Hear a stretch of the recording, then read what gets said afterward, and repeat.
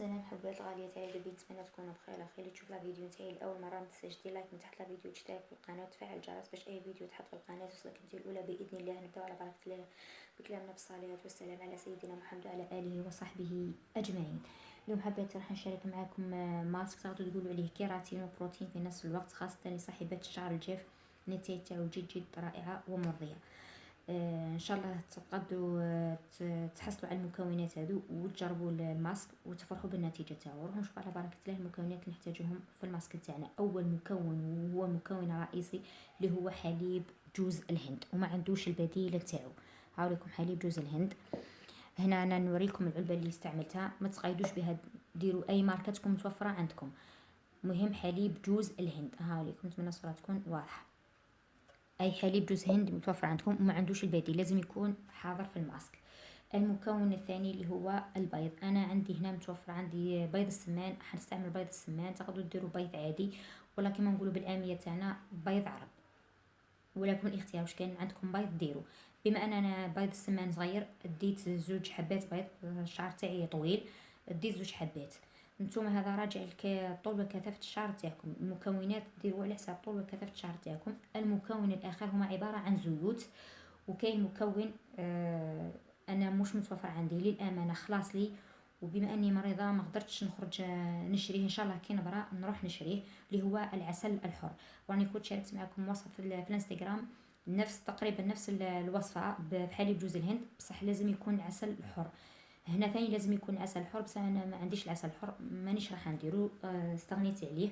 ما تقدروش تعوضوه بحتى عسل، ما ديروش عسل تاع الحلويات في الماسك. عسل حر ديروا، ما عندكمش عسل حر استغناو عليه، بصح هو لازم يكون في الوصفه.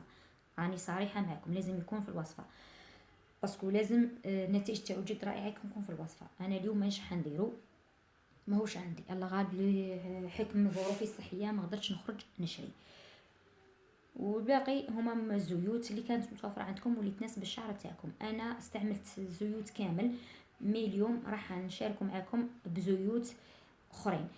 واحد زيت راني خدمته في الدار، كنت شاركته معكم، نحط لكم في صندوق الوصف. والزيت الثاني شريته اللي هو زيت شجره الشعير الاخضر. اما هذا الزيت خدمته، كنت شاركته معكم من قبل، كنت نحط لكم طريقه التحضير تاعو في صندوق الوصف. هذا الزيت عباره عن زيت لتطويل وتكثيف الشعر، يعني نحط لكم طريقه التحضير تاعو في صندوق الوصف. وهذا زيت شجر الشاي، وانتم ديروا اي زيت يكون مناسب لكم واي زيت يساعدكم. هادو هما المكونات. انا ما عدا مكون واحد اللي مش متوفر عندي اللي هو العسل الحر، وما حبيت نعوضه بحتى عسل اخر، باسكو لازم يكون عسل حر. نجيب طريقه التحضير كما قلت لكم هنا، راجع لطول وكثافه الشعر نتاعكم. هاوليكم حليب جوز الهند كيفاش يكون هنا، وشويه جامد تقدروا تحركوه يولي كيما الحليب عادي. هاوليكم تديو الكميات اللي تكفيكم الشعر تاعكم. انا دوك نزيد كميه باسكو الشعر تاعي طويل.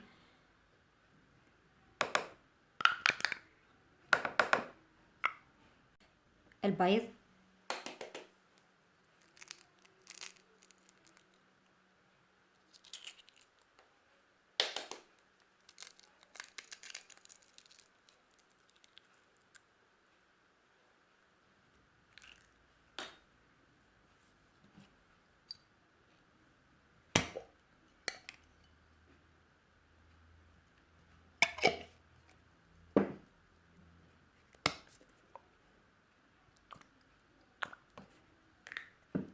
ونخلط جميع المكونات ما عدا مكون واحد اللي ماش حنضيفه اللي هو العسل، باسكو مش متوفر عندي. نخلط المكونات كامل مع بعض ونرجع لكم.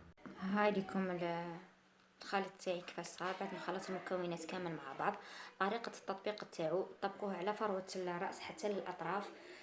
تهزوه خصله بخصله من فروه الراس حتى للاطراف، حتى تكملوا الشعر تاعكم كامل. تلموه وديروا بوني، وديروا فوطه وتقعدوا به مده من ساعة حتى 3 ساعات، يعني كأقصى حد يعني 3 ساعات ونص. وتغسلوا الشعر تاعكم. اللي تغسل الشعر تاعها 2 مرات ديروا 2 مرات في الاسبوع، اللي تغسل الشعر تاعها مره واحده ديروا مره واحده في الاسبوع. داوموا عليه بانتظام لمده شهر، خاصه اذا كنتوا تغسلوا شعركم 2 مرات في الاسبوع، يعني ديروه 2 مرات في الاسبوع مده شهر. صدقوني راح تبداو تلاحظوا تغيير رائع في الشعر نتاعكم. اللي الشعر تاعهم باش نكون صادقه معكم وصريحه، اللي الشعر تاعهم مليح باك فيه شويه كما نقولوا باك شويه مضروخ حاجه خفيفه، النتائج راح تلاحظوها من اول استعمال. تلاحظوا نعومه ولمعان ورطوبه في الشعر تاعكم بدون بلا ما تستعملوا السشوار. اللي الشعر تاعهم شو جاف وشويه متقصف، ثالث استعمال تلاحظوا النتيجه. اللي الشعر تاعهم يكون خشن كما نقولوا بالعاميه تاعنا مكشرد، حتى الرابع او خامس استعمال باش يبداو يلاحظوا في التغيير في الشعر تاعهم. باش نكون صريحه معكم، ماشي ديروه منا تقولوا شعرنا ما ولاش حرير منا، ما كانش منها. نكون صريحه معكم، اللي شعر تاعهم مليح غير شويه ضرر خفيف، نتيجه حتكون اوليه من اول استعمال. بعد ما تغسلوا شعركم تلاحظوا النتيجه. اللي الشعر تاعهم بالتدريج راكم تلاحظوا مع الطولات تشوفوا التغيير في الشعر تاعكم. كان هذا هو الفيديو تاعي اليوم، ان شاء الله ينال اعجابكم. اذا كان عجبكم الفيديو تاع اليوم ما تنساوش تبارطاجيو الفيديو مع الاصدقاء تاعكم باش تعملوا كما قلت لكم. هذا هو الفيديو تاعي اليوم، ان شاء الله ينال اعجابكم. اذا كان عجبكم الفيديو تاع اليوم ما تنساوش تبارطاجيو الفيديو مع الاصدقاء تاعكم باش تعملوا فائده. شكرا لكم على المتابعه والسلام عليكم ورحمه الله وبركاته. نتمنى اللي تجرب الوصفه وتنجح معها ترجع لها فيديو وتخلي التعليق تاعها باش نثبتوا هكذا باش يشوفوه الاخوات وتحفزوا وكامل تجربوا الماسك. الماسك راه مجرب مني شخصيا.